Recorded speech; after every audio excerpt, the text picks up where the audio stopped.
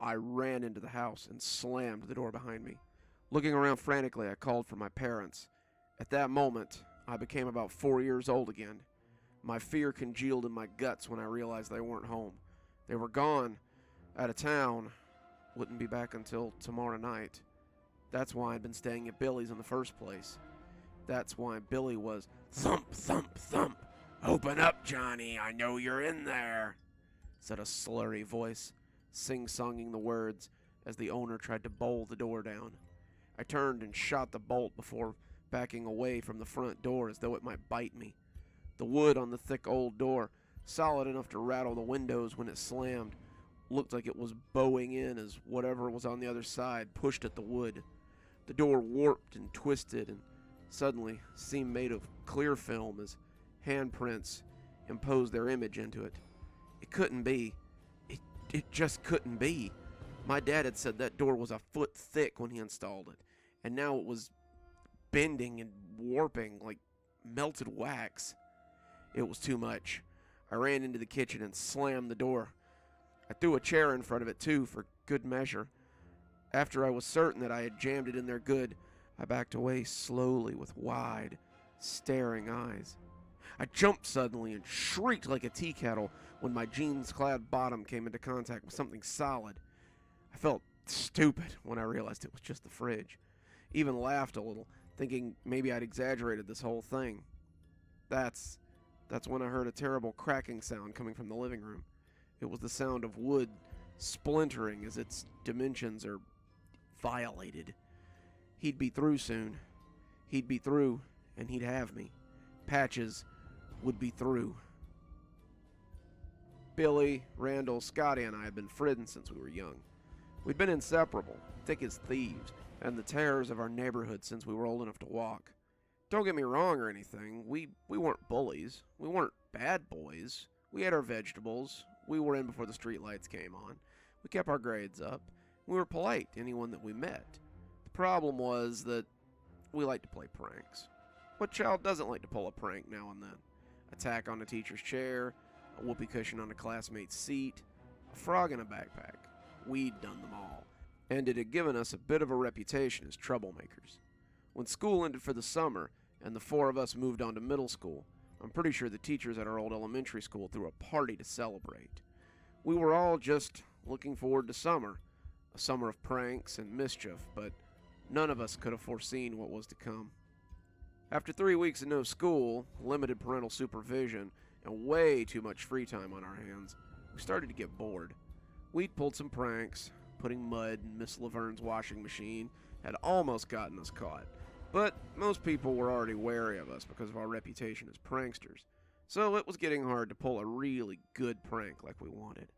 One afternoon, though, the four of us put our heads together and thought of all the people we hadn't pranked yet, and only one person in town came to mind: Patches.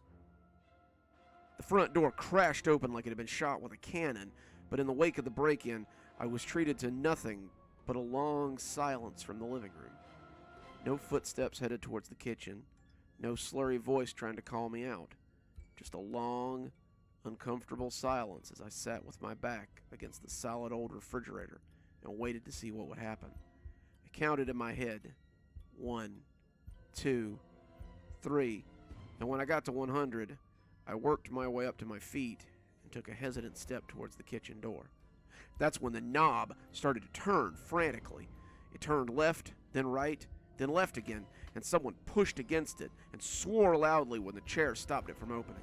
He slammed against the lame barricade, and I saw one of his bloodshot eyes peek through the crack as it trained onto me. The eye went wide in mirth, and I heard the slurry voice call my name again. He rattled at the door a few more times before opening it as far as he could so I could hear him. "Johnny, Johnny, Johnny, Johnny, don't you want to see what you did to your old pal Patches? Don't you want to see what you and your friends did to me? Maybe when I'm through this door," he slammed his weight against it again, "I'll give you a taste of what I gave the others." Billy squealed like a little girl when I twisted his fat head right off his shoulders.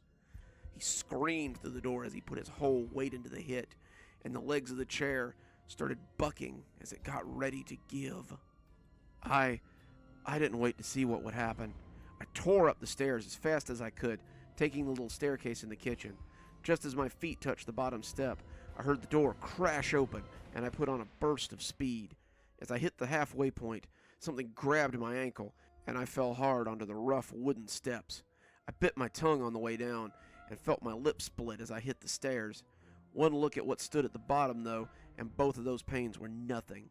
His hand was wrapped in the same threadbare mittens he'd worn in life, and it clutched my ankle as it looked like his arm stretched from his body, so it hung halfway down the stairs behind him like a fire hose. Patches stood at the bottom of the stairs, dressed in his soiled, cast-off clothes, and grinned his gap-toothed smile, which had become decidedly moldy in death. He started pulling on me as I struggled to get back to my feet. Patches was a tramp, a sort of city pet, and the residents thought he gave our town a colorful appearance. They'd all grown up with Mayberry and Mayfield. Small towns were expected to have a friendly tramp who stole the occasional pie or was caught sleeping off a bottle at the bus station. Patches never stole any pies. He was welcome to a piece on the front porch of almost any house in town. But he was drunk most any old night of the week. He could be seen staggering out of Jimmer's and down to his camp by the river most any old night of the week. He never caused any trouble, though, and the police never felt the need to throw him in the drunk tank or hassle him at all. I would have called us friends at one time. Everybody in town hired Patches to do odd jobs for a little money now and then. He had a rusty old push mower that he'd used to cut people's grass with, and he claimed he'd been a handyman of some sort before the war. He had enough skill with tools to back it up, so most any afternoon he could be seen cutting grass or shoveling snow or fixing something for a few dollars to feed and medicate himself. Medicating is what Dad called it when Patches got drunk. Patches had laughed when I told him so. He fixed my bike tire once, and he'd taken Scotty Randall and I on a hike in the woods once when we had asked if he knew any good camping spots. He was a nice guy, sober or drunk, and I don't think I'd ever seen anyone in town have any trouble with him. We shouldn't have pranked him. It was wrong. I wish now that I could take it back. Pranking him had been Billy's idea, but we'd all gone along with it. Billy's dad owned the hardware store, and he was just about the only guy in town that didn't really trust Patches. Billy's dad had it out for tramps and vags, and he taught his son to be mindful of them as well. Tramps like a no-good dog pretending to be good. He'd tell us when he saw Patches wandering around, "You might pet him 100 times and not get bit, but when you take your eyes off him for half a heartbeat, he'll bite you." I didn't think Patches was like that, but we knew better than to argue with an adult, so we just nodded and said we'd be careful. Billy had a roach, the rubber kind that you got from the joke shop for a nickel, and he put it deep down in a corned beef sandwich and told me to take it over to Patches. "Why me?" I asked, not really wanting to prank Patches, but not wanting to seem chicken. "He trusts you. Your dad's always paying him to do stuff, and I've seen him talking to you on the front porch," Billy said. "He hasn't gotten work for a few days now, what with this heat, and he's probably getting hungry. He'll bite down on that sandwich and see the roach and freak out." We all laughed a little at the thought of Patches biting down on that roach and freaking out. We'd have all freaked out too if we found a roach in a sandwich. Afterwards, we'd all have a good laugh and find someone else to prank. He looked up from where he was sunning himself and smiled his gap-toothed smile at me.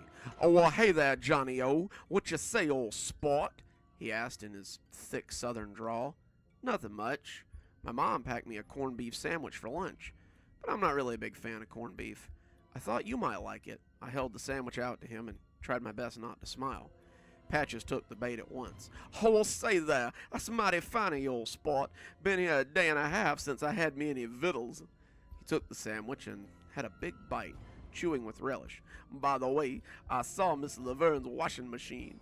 He slapped his knee as he gave a big donkey laugh. "I was 3 hours cleaning the mud out of that contraption. I guess I should thank you boys for the work."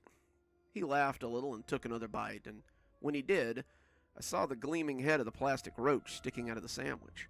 I started to point it out, but he kept right on laughing and telling me about the muddy washing machine and how hard it had been to get all the mud out of it.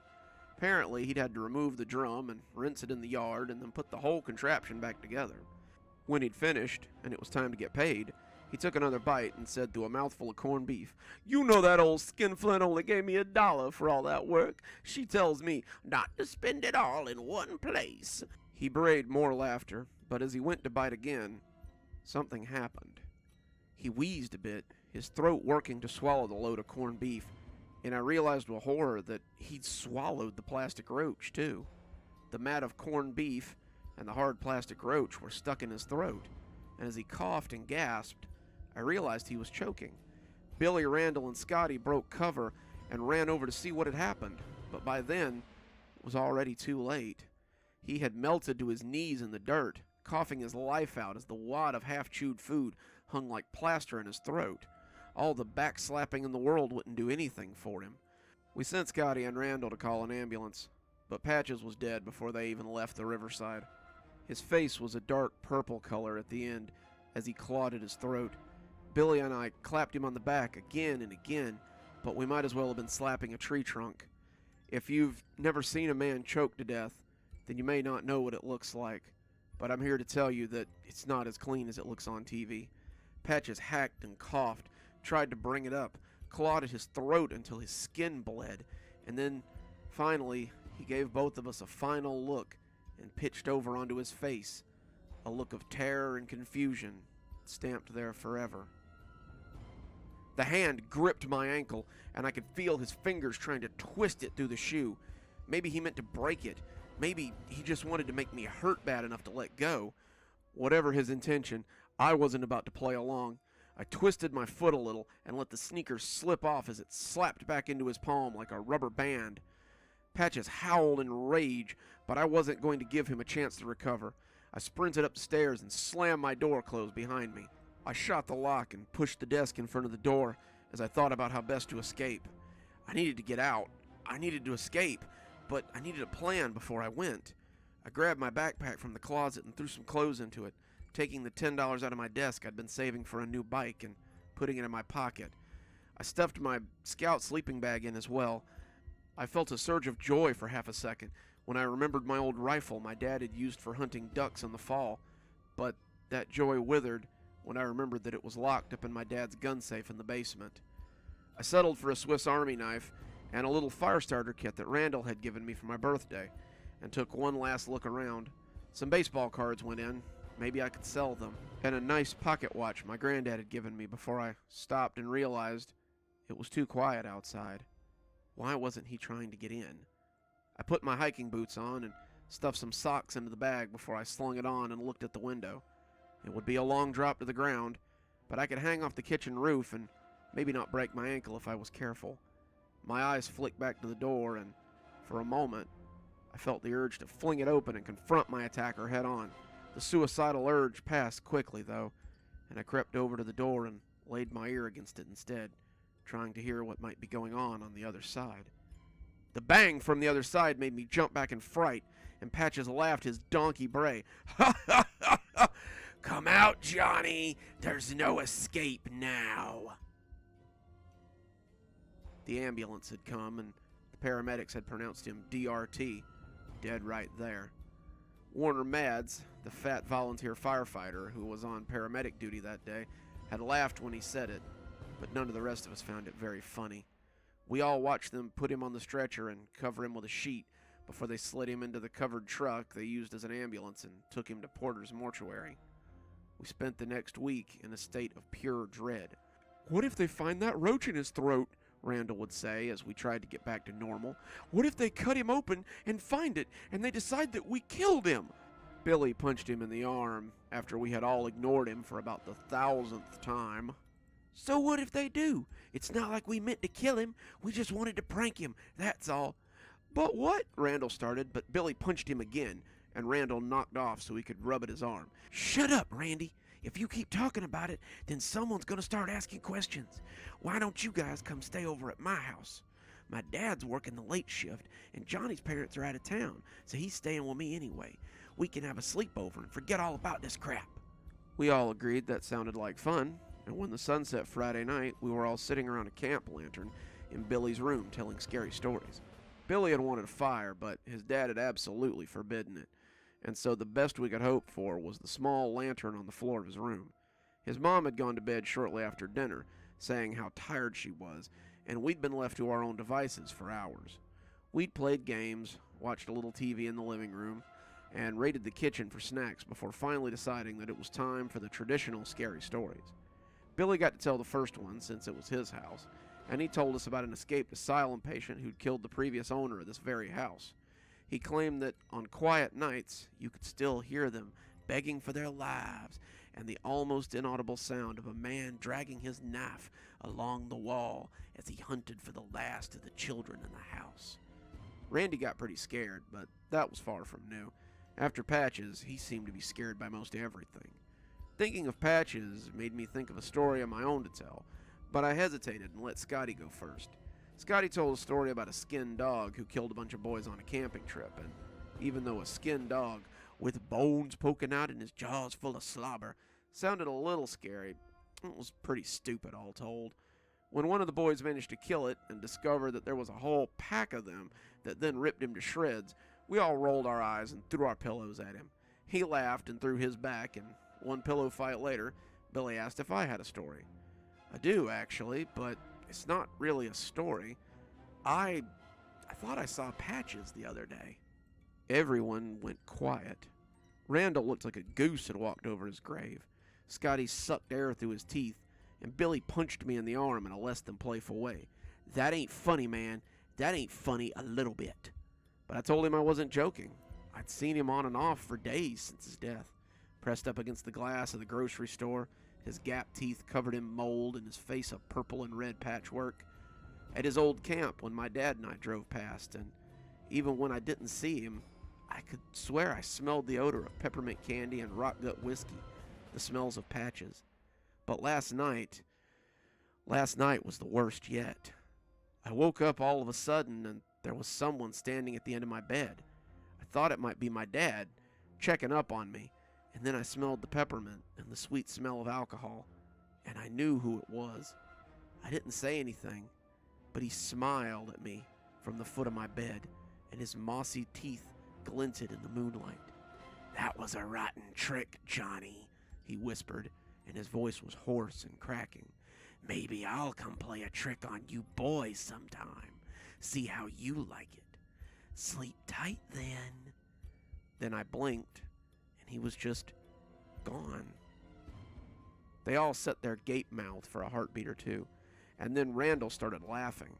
It wasn't real laughter, not really, but the crazy, jagged laughter that people make when they're scared and they don't know what else to do. He reached out and grabbed a big handful of popcorn and said, "Good one, Johnny," as he stuffed it into his mouth and kept laughing. The laughs turned into gasps, though, as he started to choke on the popcorn. The three of us got up, wanting to stop him before he choked to death, but as he knelt hacking, we could see his hands clawing not at his throat, but at the black-gloved hands wrapped around his neck. Patches had leaned around the back of his head then, grinning like a monster in a movie, and Randall's clutching hands had died like two birds in their death throes. We backed away from him, not sure what to make of this grisly phantom, and he stood to his full height so he could tower over us. Randall lay still on the floor then, his coughing done, and the three of us silently wondered who would be next. "So, Billy, you like roaches, do you?" the cadaverous thing asked, turning towards the terrified boy who stood frozen to the spot. "Well, here then. Have some, won't you?" Billy gagged, and a single glistening roach fell from his lips. He stared at it dumbly before he retched, and a cascade of them pattered to the floor and scattered like roaches. He went to all fours and kept vomiting up the glistening insects, his body racked with sobs and heaves as Patches laughed merrily over his handiwork. It was too much. I bolted for the door and never saw what happened to Scotty. I threw open the living room door and ran out into the night, but I could hear the laughter of that mad apparition behind me as I fled for the safety of home. I believed, in my youth, in the talismanic protection of home, and as Patches dogged my heels, I could see it getting closer and closer before me. I found my keys and rammed them into the lock, and as the door closed behind me, I was certain I was safe. Sitting in my room now, I realized I would never be safe again. Sitting on my sleeping bag and writing this down, I realized I haven't been safe for the last 20 years. I fled that night with my backpack and my fear, and God forgive me, I never looked back. I later found out that the deaths of my 3 friends were the talk of the small town, and many believed that I had been abducted by whoever had done the killing. I used the money I had to get as far away as I could from my hometown, and when it was gone, I worked for men who would hire a boy my age to do a day's work. This was 1974, so there were kids on the run all over, and one more didn't really strike much interest. When I couldn't work, I begged, and when I found someone willing to take me in for a few days, I stayed. Eventually, though, I would have to move on again or risk being caught in the shadow of Patches. Patches didn't stay in my hometown after all. No matter where I went, I would see him somewhere eventually, reflected in the window of a store, half hidden in an alley between 2 buildings. Sometimes I'd smell that sickly sweet smell of him and know it was time to get a move on. I took up the bottle early, and as I got older, came to realize that in my own sad way, I had become Patches. I'd become a living monument to the man I had killed on accident, and I suppose I was just looking for a place like my hometown where I could feel safe. I guess I found it now. The truck dropped me off by the familiar river I had so often swam in when I was young, and as the sun set, I found the ragged remains of Patches' old camp. The town has changed, as I knew it would, and the attendant at the corner store gave me a dirty look as I used my last $5 to pick up a bottle of Irish Rose whiskey. I didn't care. By tomorrow, I'd just be another curiosity piece in the local paper. Homeless man found murdered by the river, it would likely say. And after 20 years of running, I guess that's not too bad. The bottle's half gone now. So was the sun as I sit here making my final notes. I'm sitting in the spot where his camp used to be, and the sounds of the river, the frogs and the crickets just tuning up behind me, are almost soothing as I wait for my death to come. He'll find me now, I'm sure of it, and after all this time, it's almost a relief. A shadow has fallen over me, and a familiar voice asks, "You gonna finish that bottle, Johnny?" I looked up into the unchanging face of horror. I hand it up to him and smile. "Guess not." Good evening, everyone. It's me, Dr. Plague. Thank you so much for joining me for tonight's story. I hope you enjoyed Patches. I'm actually considering adapting it into a novel all its own. I think there's a lot here, and I think it could make a fine read. If you think so too, let me know. I can't wait to hear your feedback. Let's go ahead and thank our patrons. Thanks to Leslie Lou Riddle for being our Spooky Skeleton tier contributor. Thanks, Leslie. We just couldn't do it without you. If you'd like to support the show and have your name read out at the end of every video, come on down to Patreon. For just $5 a month, you can be part of our Spooky Skeleton tier and see your name read at the end of every video and every TikTok that I make. Or you could always come down to Amazon and buy a book. I have several. Patches is part of Internet Nightmares, which is my first book, 13 stories, that I did about 3 years ago. It's a good read. It's not as beefy as some of my others, but it's a good read. Or just come on back next week for more. We always love to see you. Until then, Dr. Plague, signing off. Have a wonderful evening.